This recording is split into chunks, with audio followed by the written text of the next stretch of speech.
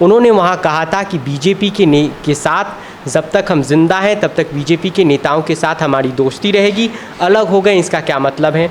ये अलग होने से कोई मतलब नहीं निकलता। और जब नीतीश कुमार पटना में थे और तेजस्वी यादव के कंधे पर हाथ रखकर उन्होंने कहा कि हमारा बच्चा है, यही हमारा सब कुछ आगे देखेगा, इस बयान का सीधा मतलब है कि नीतीश कुमार के राजनीतिक उत्तराधिकारी बनेंगे तेजस्वी यादव। नीतीश कुमार इंडिया अलायंस को भी ये संकेत दे चुके हैं। इंडिया अलायंस को भी नीतीश कुमार ने इशारा कर दिया था कि हमारे दोनों तरफ अच्छे रिश्ते हैं, या यूँ कहें कि इंडिया अलायंस में कोई बड़ी जिम्मेदारी नीतीश कुमार चाहते हैं। इसीलिए नीतीश कुमार ने एक प्रेशर पॉलिटिक्स के तौर पर यह बयान किया कि कम से कम लोकसभा चुनाव तक जदयू और राजद के बीच, यानी आरजेडी और जेडीयू के बीच विलय की कोई संभावना होगी। 2024 के नतीजे बताएंगे कि 2025 से पहले विलय होगा या विलय नहीं होगा। या आरजेडी कैंप को ये आस है कि नीतीश कुमार ने जदयू में उनके बाद कोई ऐसा नेता तैयार नहीं किया है जिसे वो अपना उत्तराधिकारी बना सकते थे। नमस्कार, आप देखना शुरू कर चुके हैं फर्स्ट लुक बिहार। मैं सिर आपके साथ, और आज हमारे साथ जुड़े हैं अमित। हम बात करेंगे कि नीतीश कुमार ने मोतिहारी के सेंट्रल यूनिवर्सिटी में बयान दिया है और पटना में भी एक बयान दिया है। दोनों बयान काफ़ी अलग अलग है। मोतिहारी के सेंट्रल यूनिवर्सिटी में उन्होंने कहा है कि जब तक जिंदा रहेंगे बीजेपी के नेताओं के साथ दोस्ती रहेगी। वहीं पटना में उन्होंने तेजस्वी यादव को लेकर कहा है कि वह हमारे बच्चे हैं और आगे सब कुछ वही देखेंगे। इन दोनों बयान का क्या निर्यात है, इसके बारे में हमारे बात करेंगे अमित से। तो अमित, पहले आपका बहुत बहुत स्वागत है फर्स्ट लुक की तरफ से। बहुत बहुत धन्यवाद आपका। तो आपको क्या लगता है इन दो बयानों पर नीतीश कुमार का क्या निहितार्थ निकलता है? देखिए, नीतीश कुमार खाँटी राजनेता है। उन्हें पता रहता है कि कब, कहाँ और क्या बोलना है। जब वो मोतिहारी के सेंट्रल यूनिवर्सिटी में बोल रहे थे, जिसमें देश की राष्ट्रपति भी शामिल थे उस कार्यक्रम में, वहाँ बीजेपी के नेता और कुछ दिन पहले तक राष्ट्रीय संगठन में एक अहम पैठ रखने वाले पूर्व कृषि मंत्री राधा मोहन सिंह भी थे। उन्होंने वहाँ कहा था कि बीजेपी के साथ जब तक हम जिंदा हैं तब तक बीजेपी के नेताओं के साथ हमारी दोस्ती रहेगी। अलग हो गए इसका क्या मतलब है? ये अलग होने से कोई मतलब नहीं निकलता। और जब नीतीश कुमार पटना में थे और तेजस्वी यादव के कंधे पर हाथ रखकर उन्होंने कहा कि हमारा बच्चा है, यही हमारा सब कुछ आगे देखेगा, इस बयान का सीधा मतलब है कि नीतीश कुमार के राजनीतिक उत्तराधिकारी बनेंगे तेजस्वी यादव। तेजस्वी यादव से साथ जब पिछले साल अगस्त के महीने में नीतीश कुमार की बातचीत हुई थी और गठबंधन हुआ था, तभी इस बात के संकेत मिलने लगे थे और कई बार दोहराया था इससे पहले भी नीतीश कुमार ने कि यही आगे सब कुछ करेगा। और जब ये सवाल कांग्रेस के प्रदेश अध्यक्ष अखिलेश सिंह से पूछा गया तो अखिलेश सिंह ने ये कहा भी था कि हम 2020 का चुनाव तेजस्वी यादव के मुख्यमंत्री पर ही चेहरा पर लड़े थे। तो नीतीश कुमार के इस बयान के मतलब ये हैं कि नीतीश कुमार इंडिया अलायंस को भी ये संकेत दे चुके हैं। इंडिया अलायंस को भी नीतीश कुमार ने इशारा कर दिया था कि हमारे दोनों तरफ अच्छे रिश्ते हैं, या यूँ कहें कि इंडिया अलायंस में कोई बड़ी जिम्मेदारी नीतीश कुमार चाहते हैं। इसीलिए नीतीश कुमार ने एक प्रेशर पॉलिटिक्स के तौर पर यह बयान दिया।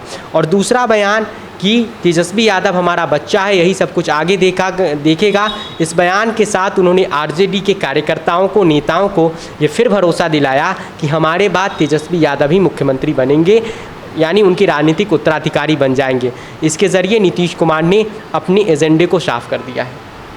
क्या जेडीयू और आरजेडी में विलय होने की संभावना कितनी है? विलय होने की खबरें कई महीने से चल रही है। कोई कह रहा था कि मकर संक्रांति में हो जाएगा। उपेंद्र कुशवाहा को भी यही लगा कि विलय हो जाएगा, इसलिए उन्होंने रास्ता ही अलग कर लिया। लेकिन विलय होने में दिक्कत है।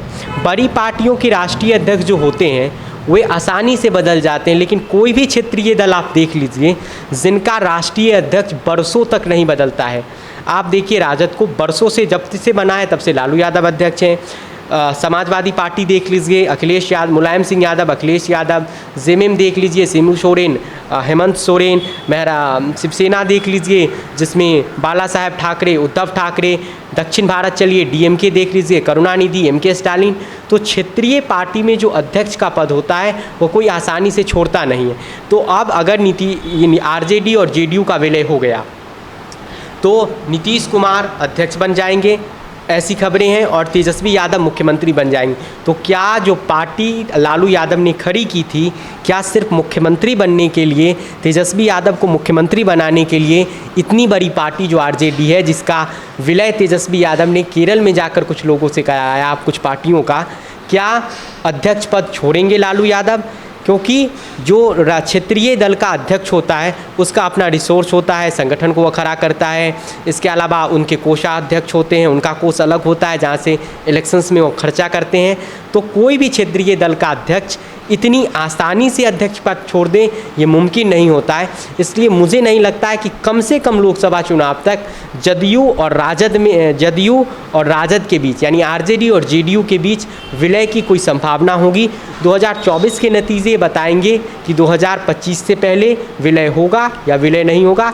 नीतीश कुमार गठबंधन में, और एक बयान और भी मीडिया में ये खबरें चल गई, लोगों में ये खबरें चल गई कि नीतीश कुमार क्या ये बयान के बाद इंडिया अलायंस छोड़ सकते हैं। तो 2024 के लोकसभा चुनाव तक नीतीश कुमार इंडिया अलायंस नहीं छोड़ेंगे।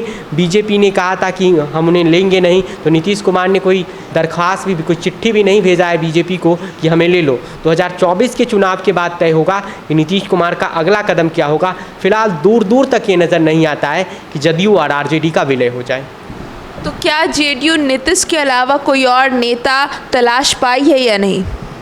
यही बात है जिससे तेजस्वी यादव और आरजेडी कैंप खुश है, या आरजेडी कैंप को ये आस है कि नीतीश कुमार ने जदयू में उनके बाद कोई ऐसा नेता तैयार नहीं किया है जिसे वो अपना उत्तराधिकारी बना सकते थे। 2018-19 में एक कोशिश नीतीश कुमार ने किया था प्रशांत किशोर को पार्टी में शामिल करा के राष्ट्रीय उपाध्यक्ष बना के, जिसके बाद प्रशांत किशोर पार्टी से हट गए, उनके साथ पवन वर्मा पार्टी से हट गए जो राज्यसभा के एमपी भी थे जेडीयू के। तो नीतीश कुमार ने कोई कोशिश नहीं की। हाँ, एक नेता को उन्होंने बनाया था आईएएस ऑफिसर आरसीपी सिंह को, हालांकि अब आरसीपी सिंह के साथ उनके कैसे रिश्ते हैं सबको पता है। ललन सिंह उनके राष्ट्रीय अध्यक्ष हैं, लेकिन ललन सिंह के पास भी ताकत नहीं है, वह पैन बिहार उनकी पैठ नहीं है, या जितनी लोकप्रिय नीतीश कुमार हैं या जितने लोकप्रिय तेजस्वी यादव हैं उतने लोकप्रिय ललन सिंह नहीं है।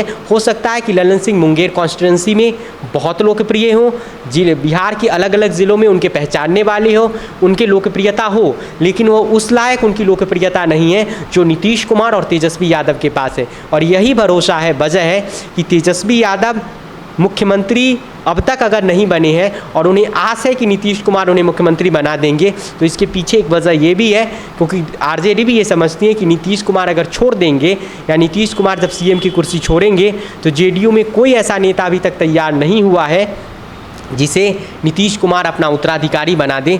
यही कारण है कि आरजेडी खुश दिखती है कि आरजेडी को लगता है कि नीतीश के बाद तेजस्वी ही मुख्यमंत्री होंगे।